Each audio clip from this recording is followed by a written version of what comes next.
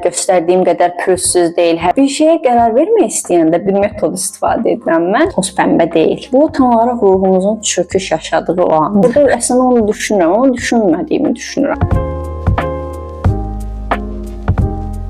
Bəzən çox işimiz olar, amma o işə başlayacaq gücü tapmaq özümüzdə. Normalda 2-3 işi eyni anda görərik, amma belə anlarda bir işə belə başlayacaq gücü, enerjini özümüzdə tapa bilmərik. Bu tam olaraq ruhumuzun çöküş yaşadığı o andır. Təbii ki, hamıda olduğu kimi məndə də baş verir. Bilmirəm, nə edə biləcəyimi, nə edəcəyimi bilmirəm. Özümü çox enerjisiz, çox yorğun, çox bitkin, hər şeyin sonuymuş kimi hiss edirəm. Amma əslində bunun belə olmadığını bil. Bu sadəcə bir hissdir, amma real deyil. Çünki hər şeyin sonu deyil. Heç bir şeylə həyatında hər şeyin sonu olmur. Hər şeyin sonu olduğu tək şey ölümdür. Ondan başqa hər şeyin bir çarəsi, bir sonrası var, heç nəyin sonu olmur. Bu hissi də yaşamaqda çoxunluqla səbəb odur ki, o içimizdəki bir tərəf var, o tərəf həmişə örtürük onun üstünü, heç üzərinə getmirik, heç maraqlanmırıq. Yəni əslində oranı bir balaca sağaltsaq, hər şey daha fərqli, daha yaxşı ola bilər. Məsələn, mən son vaxtlar üzərində düşündüyüm bir şey var və ona qərar verə bilmirəm həqiqətən. Bu məni bilsiz nə qədər yorur. Əslində düşünürəm ki, artıq fikirləşmirəm bu barədə, amma beynimdə arxada bir proses gedir. Yəni orada əslində onu düşünürəm, amma düşünmədiyimi düşünürəm. Biraz qəribə döngüdür. Vermək istədiyim qərarla bağlı bir şey də eləyirəm mən həmişə. Bir şeyə qərar vermək istəyəndə bir metod istifadə edirəm mən. Onu da etmişəm. Amma yenə də bir cavab tapa bilmirəm özümə. Verir, alır deyə 2 yerə bölürəm vərəqi və almaq istədiyim o qərarda, görmək istədiyim o işdə bir-bir başlayıram, yazıram. Nə verir bu iş mənə? Məsələn, bu işi eləsəm nə olacaq? Nə verəcək mənə? Məsəl üçün maddiyyat verəcək, motivasiya verəcək, daha tez inkişaf verəcək, stres verəcək, nə verəcək? Yaxşı, pis, hər şeyi yazıram verəcək bölümünə. Bir də alır bölümü var. Alır bölümündə də nə alır? Zaman alır, enerjimi alır. Nə alırsa onları da qeyd edirəm. Sonra başlayıram, hamısını tamamlayandan sonra baxıram. Məsələn, nə verir bölümünə baxıram. Burada neçə yaxşı, neçə pis şey qeyd etmişəm. İlk öncə ona baxıram. Məsələn, motivasiya verir, rahat inkişaf verir, tez inkişaf verir. Bunlar müsbət şeylərdir, bunlar yaxşı şeylərdir. Amma ortada stres verir deyə bir şey də var. Bu mənfidir. Yəni stres heç kimə ehtiyac deyil məncə. Günümüzdə yetər qədər stres yaşayırıq məncə. Nəsə bu tərzdə qeyd edirəm. Sonra başlayıram bunları mənfi müsbət olaraq işarə eləyirəm. Ən sonunda baxıram neçə müsbət verir, neçə mənfi verir. Onun çoxunluğuna görə qərar verirəm və ağırlığına görə. Məsələn, 5 müsbət varsa, 2 mənfi varsa, deməli ki, bu iş mənə yaxşı bir şey verir deyib, qərar verirəm ki, eləyəcəm bunu. Bir də nə alır bölümünə baxıram. Məsələn, burada da eyni şəkildə hesablayıram. Neçə yaxşı şey alır məndən, neçə pis şey alır məndən. Yəni tənbəlliyimi alır, məni inkişaf mı etdirir, yoxsa mənə zamanımı mı alır, enerjimi mi alır, belə şeyləri yazıb qeyd edib o tərzdə bir qərar verməyə çalışıram. Bu da sizdə bir fikir olar deyə dedim. Yəni bu tərzdə ümumiyyətlə bir işinizi yazaraq eləmək daha da effektli olur, daha rahat, daha yaxşı olur. Ona görə çalışdığınız qədər hər şeyi yazıya tökün. Yəni həqiqətən kağız qələm çox başqa bir şeydir. Mən əslində belə olanda da bəzən çox yazmaq istəyirəm. Bəzən də ümumiyyətlə heç nə yazmaq istəmirəm.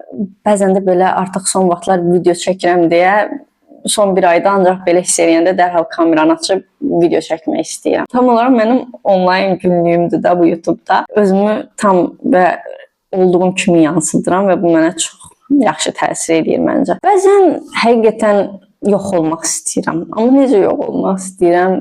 Instagram, TikTok, hər şeyi, bütün sosial şəbəkələri bağlayıb, yəni bir anda yox olmaq istəyirəm və özümü həqiqətən tam olaraq budur dediyim dərəcəyə çatdırana qədər özümü inkişaf elətdirmək istəyirəm. Amma eyni zamanda sosiallaşmaq da istəyirəm. Yəni bir anda geri çəkilib özümü qapatmaq istəmirəm. Həyatı da, əyləncəsini də yaşamaq istəyirəm, paylaşmaq istəyirəm insanlarla. Amma eyni zamanda yox olmaq da istəyirəm. Yəni tam olaraq nə istədiyimi bilmirəm və onun orta ayarını tapa bilmirəm. Yəni insanlar görürəm ki, məsələn, həm sosial həyatını yaşayır, həm də özünü inkişaf elətdirir. Yəni baxıram ki, çox əladır da, yəni necə bacarırsan bunu. Amma mən bunu eləyə bilmirəm və bu mənə düşünə beynimi yeyir artıq. O qədər yoruluram, o qədər qərarsız, o qədər yıpranmış hiss edirəm özümü. Bəzən heç nəyə gücüm qalmır, daha heç nəyə həvəsim qalmır. Həqiqətən tam olaraq hələ 1 və 2 il aralığında da özümü tam olaraq inkişaf elətdirmək istəyirəm. Yəni tam olaraq budur da mələk, budur. Tam olaraq inkişaf eləmək istədiyim nöqtə buraydı. Deyəcəyim yerə qədər inkişaf eləmək istəyirəm. Bəzən həqiqətən çox çıxmaz da, çox çarəsiz hiss edirik. Bu videoda heç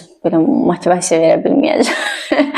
Şu an özümün motivasiyaya ehtiyacım var. Ya tam olaraq nə edəcəyimi bilmirəm. Amma yəni həqiqətən bunu içdən olaraq inanıram. Məsələn, biri gəlib qarşımda dursa və belə hiss eləyirəm desə, ona deyəcəyim şeylər bunlardır. Yəni bu qalıcı bir hiss deyil, bu qalıcı bir düşüncə deyil. Hər şey gəldi, gedərdi, bu da keçəcək. Bu sadəcə bir hissdir, bir müddət səninlədir, amma sonrasında toparlayacaqsan. Bu hissi yaşa və bir qərar ver, pis yaxşı. Yəni ən pis nə ola bilər ki? Yəni bir qərar ver və həyata davam elə deyərdim. Digər bunu özünə de də, yəni ən çətini də odur. Nəysə. Bu qədər danışmaq bəsdir. Məncə ən qısa videom oldu bu video. Olsun. Yəni sizə belə çox mənfi enerji ötürmək istəmirəm, sadəcə bəzən belə də hiss eləyə bilirik. Yəni həyat gördüyünüz qədər, göstərdiyim qədər pürüzsüz deyil. Hər zaman motivasiyalı, hər zaman enerjili, hər zaman qərarlı, disiplinli bir insan deyiləm və heç kəs deyil. Yəni hər kəsin bir çöküş anı var. Hər kəs günün 5 dəqiqəsini belə olsa bir çöküş anı yaşayır. Bu istər biri üçün günorta olur, biri üçün tezən olur, biri üçün axşam olur. Yəni amma illaki olur. Yəni həyat görünən qədər toz pəmbə deyil. Hər kəsin, hər şeyin bir çöküş nöqtəsi olur və o çöküş nöqtəsindən qalxmağı bilmək lazımdır. Sadəcə geri qalan hər şey, hər kəsdə olduğu kimi məndə də baş verir.